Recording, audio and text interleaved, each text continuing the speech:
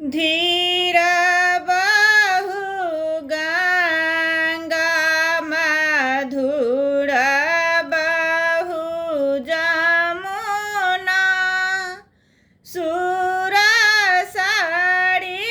बहु मझधार है। धीर बहु गंगा मधुर बहु जमुना सुरसरी बहु मझधार है। ताहि पैसी बाबा चरण पखारथि लिया बाबा धर्म का नाम है। ताहि पैसी बाबा चरण पखारथि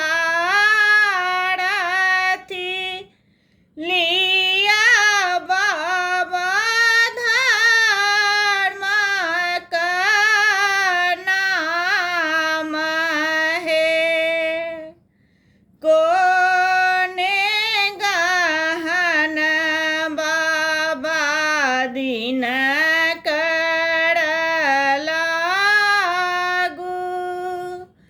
कोने गहन लागू साँझ है।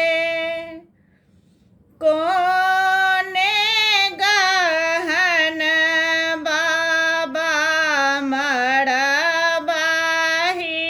लागू किन कहे तबीबाह है। सूर्य गहन बेटी दिन कर लागू चंद्र गहन लागू साँझ है।